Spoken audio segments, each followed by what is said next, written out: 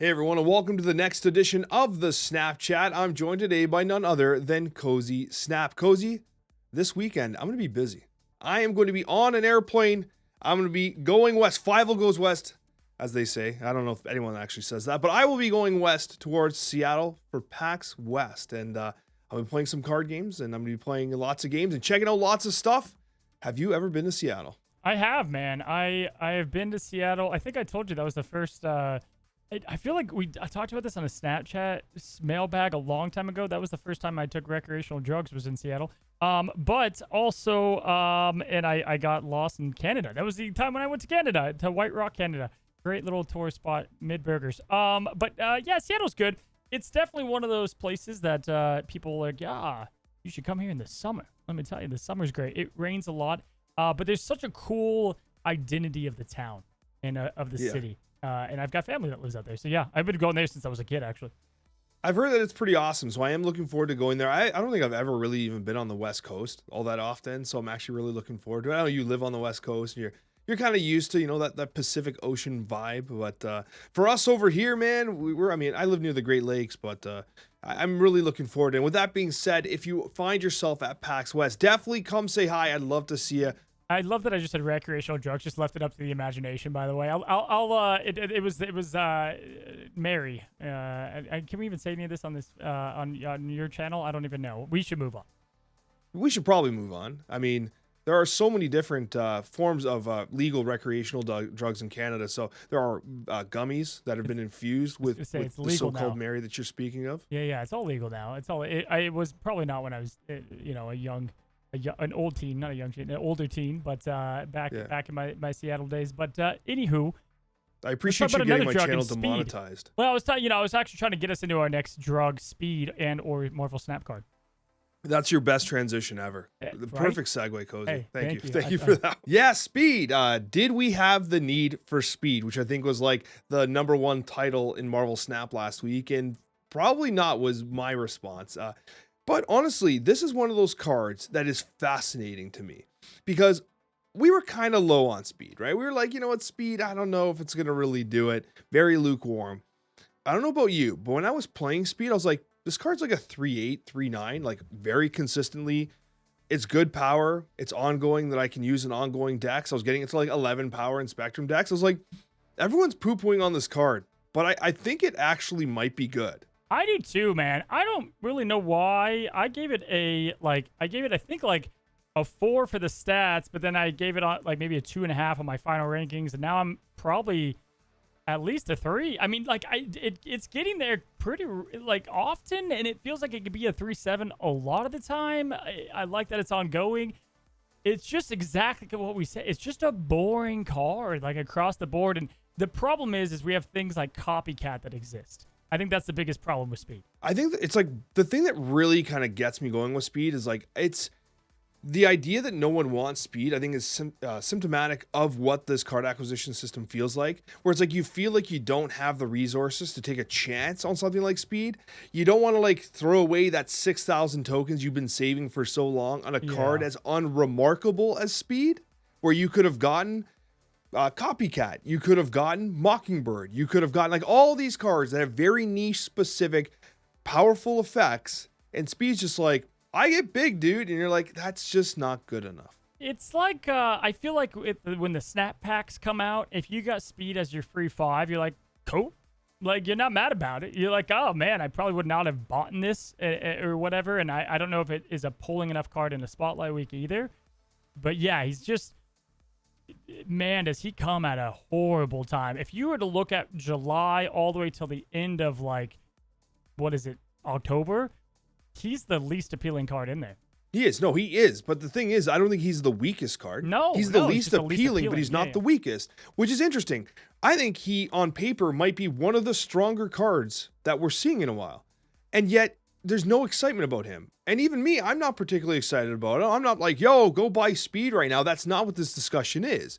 And I think a major component of that is there's just so much competition, specifically in the 3 slot. Like, think about how many good 3 cards there are. Just in the past month, you got Cassandra Nova, you got Copycat, all of which just like, they technically should be outpowering speed. I mean, Copycat's not necessarily outpowering, it's doing some other things, but OG Cassandra Nova almost did consistently.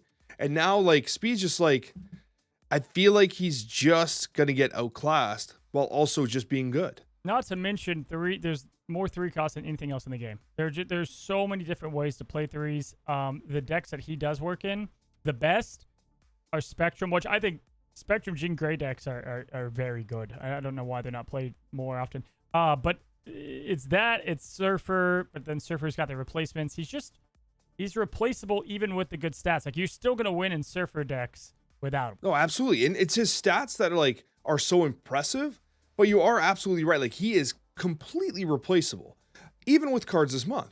And what's interesting as well is that, like, I was thinking about, like, comparables. Like, for instance, if you have 6,000 tokens, you have Marvel Boy and you have Sage there, right? Think about those 3 cards: Speed, Sage, and Marvel Boy. How would you rank those? It depends, but I would say Sage, Marvel Boy, and Speed. But then, yeah, of course, yeah. Right? Of course. But when you think about, like, the flexibility of these cards and general power output, so Marvel Boy could, if you happen to play, you know, Squirrel Girl turn 1, whatever turn 2, Marvel Boy turn 3, Marvel Boy's power output is tremendously high, but it can't be effectively played late in the game, whereas Speed can. Sage can't be played on curve, but can be played late for a higher potential power value than Speed. But Speed fits in this middle ground of power, and we talk about how good Sage is, and Speed is like, what, 1 off of that?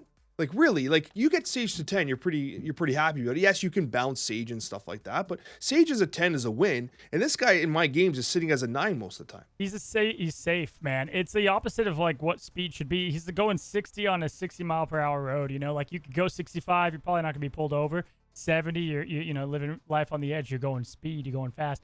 He's just 60. You're cruising. You know probably what you're going to get a lot of the time.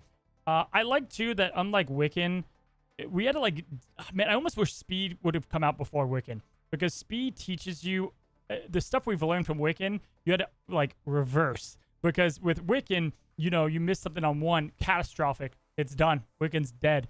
Speed, dude, it's like, cool. I got myself a 3-8 or whatever. You know, like, you just go down a little bit. I also think we also didn't mention, I think Magic is played a lot right now, and Speed just has direct correlation with that. It's just not appetizing. Just not sexy. Yeah, right now it's running a 5% meta share. So, like, even as the brand new card of the week, it saw almost no play. People were very unwilling to risk their keys, which I agree with. Like, if you have limited resources, this card is not going to break the meta. It might end up, honestly, it would not surprise me if this card is in, like, a very high-performing meta deck because of its power output, and you win games of Marvel Snap with power. And this card does that. Yep. But it doesn't have the flash, doesn't have the flair, right? And so I think that holds it back. We are seeing a number of different interesting archetypes. It's being kind of splashed into, like, you know, the Sandman style decks with the Ultrons and stuff like that, just because you tend to play very much on curve there. And its stat stick potential allows you to basically trade locations where your opponents are being kind of, you know, they're unable to play thanks to that Sandman. So I do feel like Speed is probably better than we're giving it credit for. So you're settling in at like 3 stars? Yeah, but it could be high. It could be higher. Like, I loved it with Iron Lad. I think he just naturally fits into an Iron Lad as a low cost card. That doesn't happen all the time.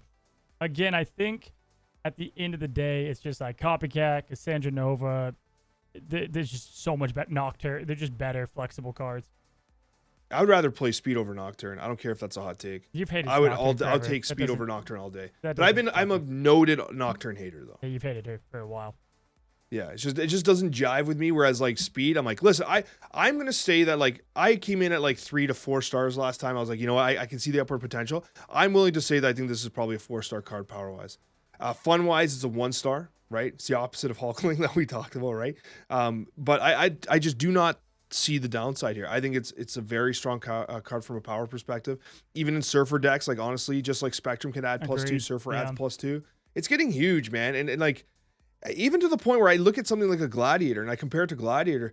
Gladiator tends to be fine 90% of the time, but it kind of claps your cheeks every once in a while. Speed doesn't do that, and they get to similar power levels. So I agree with what you said 100%. I have a question. Shaw or Speed?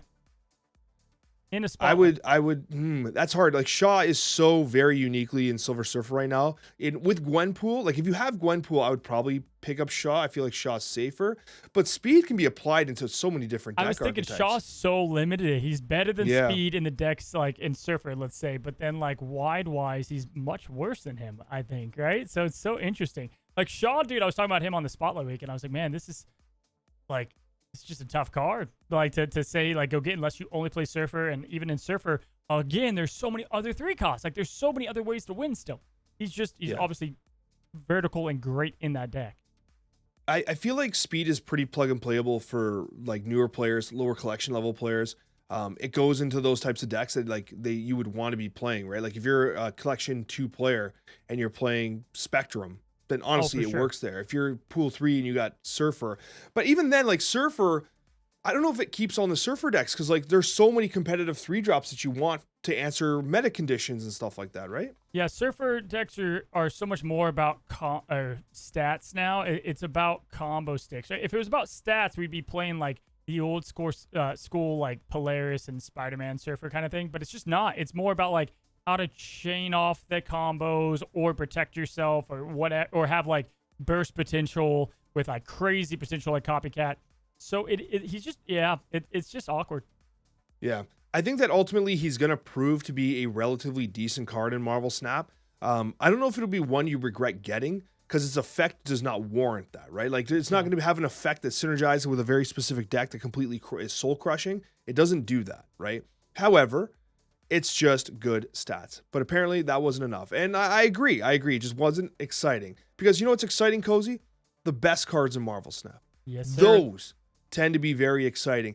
And we're going to be leading a discussion here where we're just be riffing off of like some of the absolute top cards in Snap right now, cards that we think are having a very high impact on the game, cards that you're likely seeing in your matches, and perhaps there might be some nerf candidates here, but I don't like using that word because it makes me a little nervous. Best card in the game right now. What do you think it is? I think there's one obvious. To me, I would listen. I think it's probably the best, but it's my favorite. I'm just keep saying Copycat. Like I do not care. I love Copycat. Like I cannot stop playing the card. I fell in love with this. I fell in love with this card, and I knew it was strong, but I didn't think it was like that strong. I just loved the effect. I loved the way it played. I loved the snap equity and stuff like that. But I think it's proving to be one of the best cards in the game. I wish I could play the clip right now of what my original thoughts were on Copycat, because I compared it immediately to Iron Lad, and I think it's aged just like that, where people just didn't see it. I just don't understand where the miss was here, because at the end of the day, and I thought Loki introduced this really well, people play good cards, right? People play good cards, and there's just no downside. In fact, you're having the 3/5 value. Copycat can be a game winner and is a game winner a lot of the time. Like there are people, the way that there's deck design, like of course, like if you're playing a bounce deck, you can get just an Iceman or something. But there are just so many cards that just go so crazy, like Iron Man, and it's wild what Copycat can do. To me, Copycat's definitely proven to be one of the best. And I think you take her to a 3/4 and you're not even looking at an awful card. I think there's so much you can get off a 3/4 as well. Yeah, it's currently running approximately a 53% win rate, a 26% meta share, which is insane. It's literally one of the most played cards in Marvel Snap right now. And what it does to like Conquest, Infinity Conquest, what it does, and just regular games of Snap is incredible. And it feels like, honestly, like, I don't want to say it feels balanced because it clearly is above that. It's definitely higher than just simply being balanced. But at the same time, 3/5 stats, I think you're right. It goes to 3/4.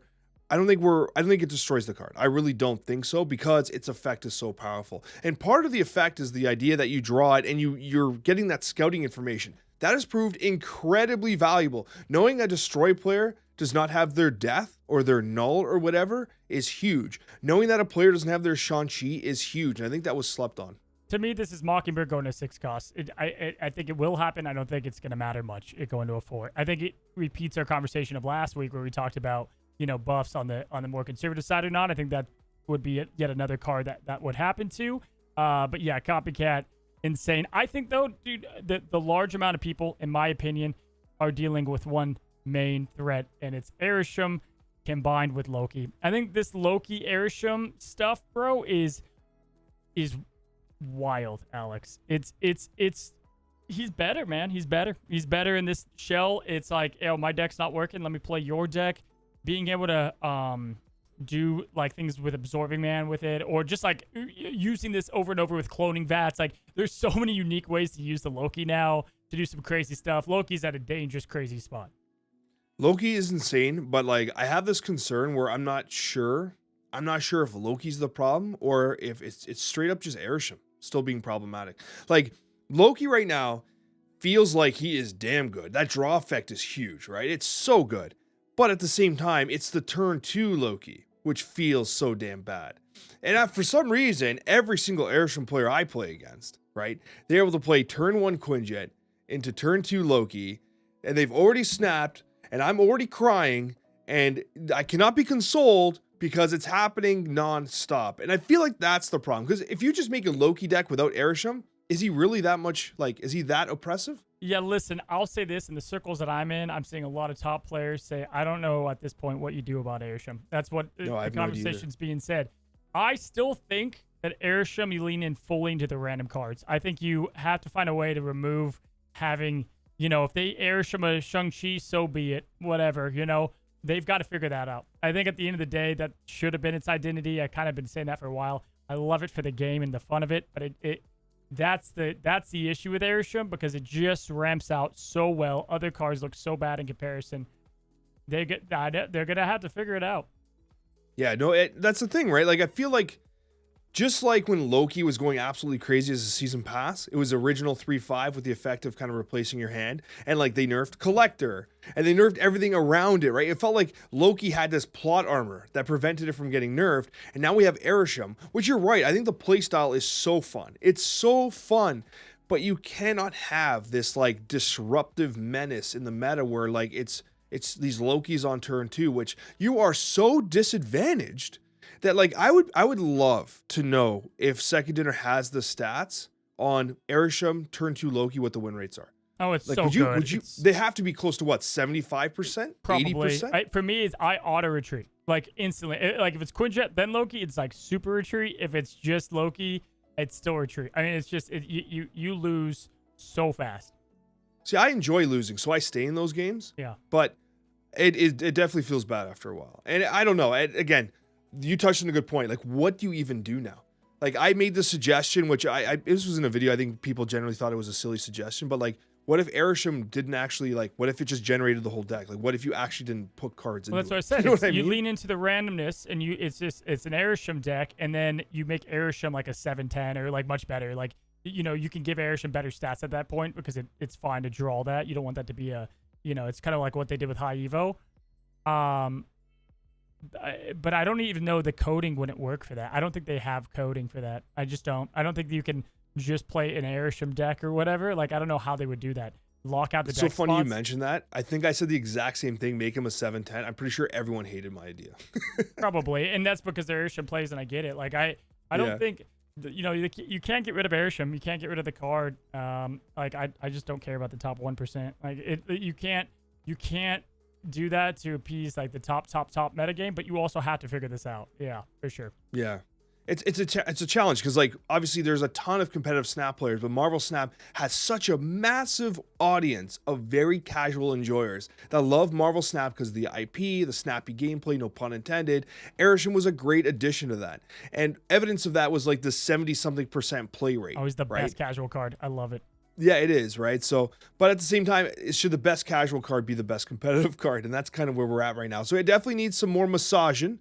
And I think it's fair to say that I don't envy the job of trying to figure this out. We ain't game designers, that's for sure. But there's definitely something amiss with Airsham right now. Coz, do you have another suggestion for one of the best cards in the game? I went Loki Airsham. Let me hear what you got. What do you got over there, Tiger?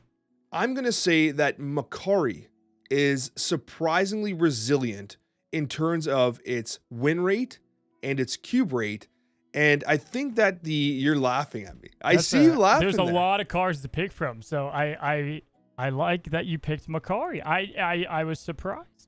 I have to, because listen, it's running a 1% play rate, so no one's playing it. It's seeing play in Sandman decks primarily, but it's currently holding one of the highest win rates in Marvel Snap at 55% and a 0.24 cube rate as an individual card. In comparison, Copycat and Cassandra Nova are hovering between about 0.15. So it is straight up 10 tenths of a cube. This is such an awkward metric. It's straight up outperforming both Cassandra Nova and Copycat. Because Isn't I that think kind of fascinating? No, because it's not played in as near as many games. I think it's almost largely played in Sandman, which is a fantastic deck, and it gives you a huge advantage in those decks. That's my take on it. I think Makari's not a bad card, don't get me wrong, but I think that's what the stats are indicating, if you will. Yeah, so it's overperforming in a deck that's overperforming. Yeah, like we've seen that in the past with some other cards. I like it. I like it as a poll. Like I thought, you definitely could, like, to me, it's just Mockingbird. I think Mockingbird is far and away that it's like the Jeff week you were waiting for Jeff to be in a spotlight to go all in on that. Next week is the Mockingbird. Get it. Don't regret it. You won't regret it. They can't do much to it. They'd make it a 9 power card. It's even better. They make it 11. Great. It's the stats stick better. She's just so good. Yeah, Mockingbird is legit one of the best, most resilient cards in Marvel Snap right now. Some have even argued that the move to 6/10 power is borderline a buff. And I don't see what else they can do to it. Like, if they take it down to a 9, then it's out of Shang-Chi range. Technically, less power is always a nerf. But yeah, Mockingbird definitely feels like legitimately one of the safest cards that you can pick up in Marvel Snap right now. I like that. I like that you went with Makari Pole. Do you have any other juicy takes? In my defense, the reason why I want to talk about Makari is because listen, I'm not a huge believer in the card either. However, there's something to be said about raw statistics, right? And we can go off of like our opinions. We can go off of kind of like what we feel very often. I think that you and I do a very good job of that. But from a pure statistics standpoint, I would feel like excluding Makari because, I was low on it in the past would be disingenuous. The card is still like, it's just, the stats are remarkable, right? Yep. Is it very niche? Yes. But statistically, from a win rate and cube rate perspective, it is amongst those best ones. Yeah. And so like, I just want to give it its due because I feel like no one on this planet is talking about Makari, it's right? fair. So you are correct. yeah. No one's talking about Makari. I was low on it, right? So it makes me look like an idiot. Like, I'm the one who said Makari sucked. And here I am talking about how like it is putting up incredible statistics, right? So it would be in my best interest to not mention that Makari is doing so well, so good because of my past opinions. And that's why I just wanted to make sure it was brought up. But another card that I think is surprising a lot of people right now, in terms of its general win rate, is it's going to be Quinjet. And I think it is indicative of the Arishem Loki combination because it just sets up that really unfair advantage. But Quinjet is overperforming what it has traditionally done. And it's one of those things where it's like, okay, so you have Arishem, you have Loki, you have Quinjet. You have all these additional tools to just bring the cost of those cards down and give the player an unfair advantage. Now, I wouldn't say that Quinjet is a problem the way it was with the Thanos Stone era, but its statistics would indicate that it is a very high performing card. But is that because of just the single deck? Yes and no. I think it's also attributes to people not playing one card in particular that I think is one of the least played tech cards. Don't know why it needs to be played more. It literally counters the card of Hulkling in Mobius. I think Mobius answers your Quinjet problems. It doesn't answer Arishem, but it answers what happened with Loki. Mockingbird is insane right now. It handles that. So I think Mobius could be played more rather than messing with Quinjet. But yes, I think Quinjet, because of the lack of Mobius play, Quinjet's just on fire. I totally understand. And Mobius, I feel like, is probably underappreciated, right? Like, obviously, as you mentioned, like it deals with Loki, it deals with Mockingbird. It deals with Sarah, Surfer being very prevalent. And ironically, some Surfer decks are cutting Sarah because the Gwen pool is just such a good play as a whole on turn 4. Then you could still go Sarah on turn 5 regardless. But I think Mobius is probably one of those cards. I don't think you ever revert it to its 2-3 stat line. I don't think you ever go there. But I feel like it is kind of being forgotten to an extent. And yet it has a tremendous game-winning capability on so many decks that we're seeing right now. I think the issue with it, if you look at it, right? So you have Killmonger. Every deck's going to have 1-cost cards, most of them that you play against, okay? And you can use it defensively. You've got Enchantress, Shang-Chi, Red Guardian. All these do so much more and affect way more cards. Mobius will flat out win you the game against a large amount of decks, but there are plenty of decks without energy cheat, right? So you're risking that if you don't have a deck that is playing energy cheat or you don't know how to identify that early, you're playing a horrible 3 curve. And so like I think that's the tough part about him a little bit, and why we're not seeing as much play compared to other attack cards. Absolutely. And a card that I want to bring up as well, which is running a 22% meta share, is Alioth. Alioth is definitely making a massive comeback. Its win rate on the lower side compared to some other cards at about 51%, but I do think that its impact on the board and generally in Snap, its win rate's climbing again. At its peak, it was like in the mid 30s.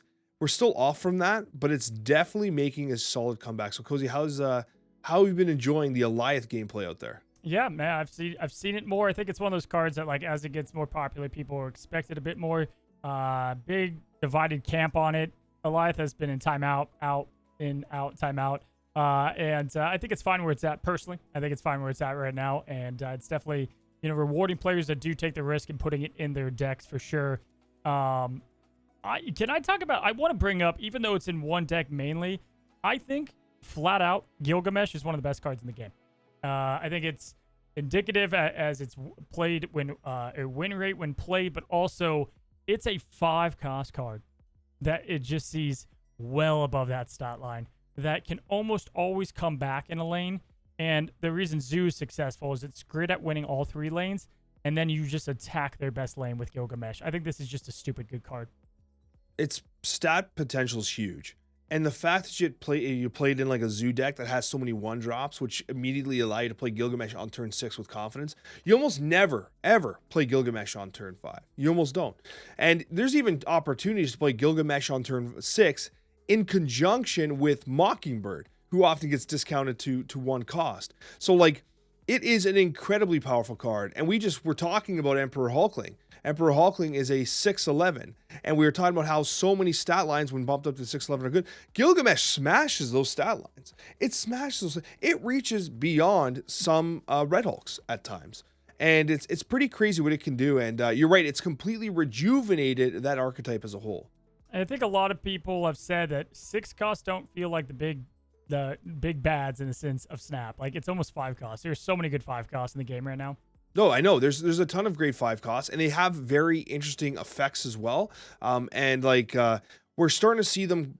We're starting to see them being used in very creative ways in very niche decks. And once you have like these very niche applications for cards, they tend to just propel these new archetypes a little higher into the meta. Like a good example of that now, we're in the best card conversation, but the change that happened to Viper doesn't propel it into the best card conversation, but it propelled that archetype a significant step forward, right? So like we can't underestimate how important Gilgamesh was to Zoo. But it wasn't just Gilgamesh, it was Mockingbird as well. And then now you have Marvel Boy. That whole archetype has seen this like massive boost in power potential. I mean, even Kate Bishop is often played in those decks as well. So it's pretty cool to see. A card that I wanted to bring up, Cozy, and I wanted your opinion on is, and this is kind of like, it's a former best card that's kind of fallen out of the minds of most players. Okay. Do you think that Jeff, the Baby Land Shark, is still one of the best cards in Marvel Snap? It's still one of the most popular. It's definitely much more popular. I feel like there are a lot of ways to answer it with cards that are building up over time, ways to go wide with Zoo. We had the Professor X thing happen. Ultron is where it's at, and Ultron is a powerhouse. I can answer, Jeff. So it's not near as good as it used to be. It's still a good card, though. Yeah, no kidding. And I feel like there's been so many new releases that have gradually kind of stepped on Jeff's toes. But he's such a vanilla, great statted, great card that I feel like if you have him, you're not going to be disappointed, of course. And especially with the reduction of power from White Widow, it gave him a little more breathing space. Like right now, he has a 20% meta share. Prior to the release of White Widow, he was in the mid 30s. So like you can see that White Widow definitely took a little bit off of there. And of course, now you have Kate Bishop, which is a very strong card. And so I think that, that added competition took a little bit off of Jeff. Bro, can we talk about the upgrade to the Prism finish, by the way? We just like whiffed to talk about that, and it happened to be with this Jeff Aaron. Such a better, this is so much better than it used to be, right? Like, what a free random win. It is a huge win. Foil still looks terrible, but Prism looks very legitimate. So Prism looks good, yeah. It's pretty cool. Like, actually, I have this like Prism finish on Cassandra Nova on the Pandart Studio one because it has like that broken glass with yeah. the prism effect, It's and so it cool. looks pretty wild. Yeah, no, for sure. I had to bring it up. I felt like that got stuck into updates, and we're a Snap podcast, so we probably should bring that up. And Cozy, that takes us to the Snapchat mailbag. I listen. I'm always excited to see questions and comments from the community. So if you have questions or comments, let us know in the comment section down below, and you just might make it onto the show. As did Kid Kudos, who said, "I will never understand complaining about nerfs in a live service game. They're going to happen. They need to happen. It's good that they happen. With that said, Second Dinner needs to have a better way to acquire cards because I agree that with all the commenters saying that if it wasn't so insanely hard to get Nocturne, then no one would have cared about losing one power from her." Yeah, it's a sunken fallacy thing. Well, not even sunken fallacy. So like with Rivals coming out where all the characters are free to play onward, right? I think that's a good example of like, you might love your Loki in that game, but Loki, if it's too good, it's going to get nerfed. But you're not offended outside of you loving the card and the character because you didn't have to pay for it. Here, you're paying for it, or you're like, even if you're free to play, you're investing, right? Time, which equals money a lot of ways, right? And that feels horrible. And so I think that nails it right there. I think nerfs are going to happen. Can't complain. It's a bummer if you like to play the card. I think the emotion is attached to, obviously, the currency, either time or money. No, absolutely, right. And I think they touch on a good point where it's like, if it's understandable to be frustrated with a change when a change comes down and like you did invest a lot of time into saving for that currency. Like I on my OTA video, there are people like, "Rip, I just bought Nocturne and here we are," right? So hopefully that can be something that Second Dinner approaches with some degree of like thought, where they're like, okay, how do we make sure that maybe we communicate this forward better? Obviously, stronger balance up front, which I'm pretty sure they're trying to do the best they can, would benefit this. But at the end of the day, it's like we talked about, maybe there has to be some sort of refund system. Maybe there has to be something they give back to the players, if at all. But yeah, I totally understand where that feeling comes from. But at the same time, in a game like this in Marvel Snap, and part of the excitement of covering Snap is the frequent changes, are these OTA balance changes. I remember when I used to play Hearthstone and it was like Face Hunter for 4 months and nothing happened. And clearly overpowered, broken ass cards didn't get changed, didn't get modified. And it was like, just change the text. Just go into the code and change the text. And it never happened. And in Marvel Snap, we have the opposite problem almost, where it's so frequent that it can feel bad when it hits a card that you invested in and been playing in a lot. Andrew asked us a question, and this one's a bit longer, so I'm going to kind of abbreviate it slightly. I'll have the full version up on the screen. But Cozy, essentially, Andrew had an idea for Cerebro. They had this idea of reworking Cerebro to change the text to ongoing, your highest base power cards get 2 additional power. This would allow cards to get modified by locations like Nadal or get hit by something like a Man-Thing or a Red Skull, but the locations wouldn't destroy the synergy. The base power would be what was considered as part of the Cerebro buff, so you wouldn't have to have everything at the exact same power. Everything could be a little different, provided the base power didn't change, which would still make it vulnerable to something like a Hazmat. Or like Monster Island. Yeah, that's interesting. I mean, it's one of those, like, I don't know if that would make it just the best thing to play. Like C5 at that point would probably just be really too good. But then it would also make it more stable. And that feels good for everybody. So it's one of those, like, I don't know if they were able to change it quick. It could be something that like breaks the game though. So like maybe they tried it, or maybe it's worth implementing. I like the idea though. Yeah, I wondered if this could be like a new card, if it had to be Cerebro, right? But then again, like I feel like it's just straight up better than Cerebro, because Cerebro's ability to manage locations and stuff is part of the challenge. But I think you're right. It could be potentially broken in some circumstances, because if you're just accounting base power, there's cards with base powers and then like they blow through the roof in interesting ways, right? So yeah, I mean, even ongoing cards to that degree, right? Yeah, solid idea. Yeah, cool idea. Definitely, for sure. We got another question, and it comes from Dank012, and it reads, by the time I'm writing this comment, Custom Card System just got an update which allows you to create custom cards even more freely. I wonder if it's time to add the random variant feature to custom cards, so you'd have every game a different variant with different cool effects that you've chosen. If this feature was added, which card would you pick to try first? Two-parter. I like the idea. I think I'm gonna riff off that into another subject. I think there's so many variants in the game now that they need to revamp the variant store massively. I think the random spots thing just doesn't work anymore. So I'll start there. Thoughts on that real quick? Yeah, it sucks. Like, there's this FOMO side of like, oh, as soon as a new variant's out, it ends up in the shop. I will never see this variant again. Like, Yeah. it's just, there's so many variants in the game right now that, like, if one cycles through, it's just, I'll never see it again. It's kind of unfortunate. And it doesn't, yeah, the whole shop thing feels weird. Yeah, and then to that question, yeah, man, I think that's fine. They already have that tech implemented in like titles and whatnot, so I think it'd be nice to have like a favorites list for that. And of course, Storm, Magic, dude, those are just ones that just all of them are good. So I would love it. Yeah, for me, it's like Chavez, which I never play anymore, but Sarah, Silver Surfer.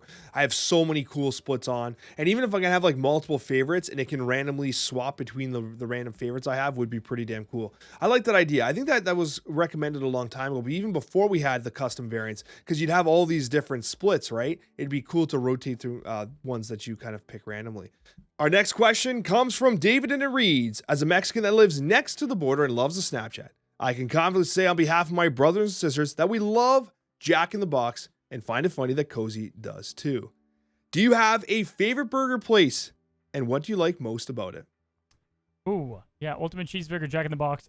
Favorite burger place? I love Shake Shack. I think Shake Shack's burgers are probably right up there as one of the best. But it's different tiers for different things, right? Quick fast food, great. Wendy's, can't go wrong. You know, hot, juicy burgers. Five Guys, quite the wait. They always throw the fries in the bags, but they're good burgers. Can't knock it. And then In-N-Out's a classic. It's interesting that you say that. Like, there's a couple things. First of all, anytime I go to a restaurant, I feel like their burgers are never worth the money, and I'm always disappointed. Like, you know what I'm talking about? Like a rest burger never quite meets it. You It's could like, just why am I make one at spending home. $20 on a hamburger that you didn't even like? This kind of sucks, right? Yeah. Okay, this might be a really hot take, and it might just be. So I have a Burger King in our city that's near my work. That like on general, Burger King I think is not regarded as a great burger. I think, but this Burger King in particular, Okay. for some reason, just makes. I don't know who's working there that's getting the freshest vegetables. There's something about these Whoppers that are just unbelievable. And it's only that location. It's only I that know what you location mean. that Yeah. makes absolute fire Whoppers. And anytime I've had it anywhere else, I've never liked it. So for me, if I'm really feeling like a burger, the BK Whopper is just unbelievable. I like it so much. It's my go-to right now. Love it, man. We have to make a food tier list one day for sure. One day. And one thing that's really weird about the States too, by the way, is you guys get burgers at like they're cooked like steaks. You can get burgers raw and stuff, which is so weird to me. I don't think you're supposed to do that. What? Medium In the States, rare? I was at a restaurant and someone I was with was like ordering a hamburger and they're like, how would you like that cooked? I'm like, just cook it. It's a hamburger. They're like, well, you can get it to medium. yeah, or medium raw. rare. Yeah. What? That's weird, man. You're Not it's at all, ground man. beef. You're gonna get sick. That's like literal No, poisonous. man, not at all. I mean, you're not getting it raw. No one wants. Do you know like rare, medium rare? Like no one's getting. There's the very few people that get a rare burger, but medium rare is well, not few. There's plenty. Dude, that's where all the flavor is in the juice. I'm not 100% positive, but it's possible that Canada, that's actually against the law.